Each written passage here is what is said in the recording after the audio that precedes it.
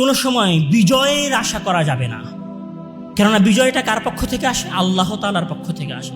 বিজয় নির্ধারণ করার দায়িত্ব আমার এবং আপনার নয়। আর বিজয় মানে শুধু শাসন ক্ষমতায় চলে যাওয়া নয়।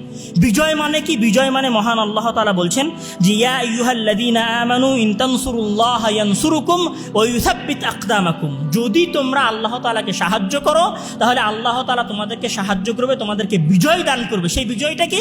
ইউসাব্বিত আকদামাকুম, সত্যের উপরে তোমাদের পাকে মজবুত করে দেবে। মানে সত্যের উপর দৃঢ় থাকতে পারাটাই হচ্ছে ইসলামের সবচেয়ে বড় বিজয়।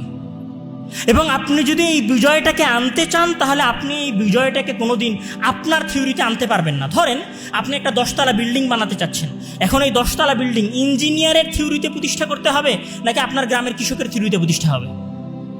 আপনি বলছেন যে আমি ইসলামী খেলাফা প্রতিষ্ঠা করব, ইসলামী শাসন ব্যবস্থা প্রতিষ্ঠা করব, সেখানে আল্লাহর দেওয়া কোনো কথাই নেই, তাহলে কিসের ইসলামী শাসন ব্যবস্থা?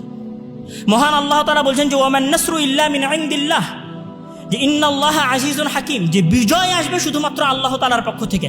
এখন চেষ্টাই তো আল্লাহ তাআলার জন্য কিছুই নাই। আপনি হচ্ছেন এক ইসলামী দলের নেতা, আপনার হচ্ছে দাড়ি চাচা, আপনার প্যান্ট হচ্ছে টাকনোর নিচে, আপনি দুই পাশে নারীকে নিয়ে বসে আছেন, এটা তো ইসলাম না।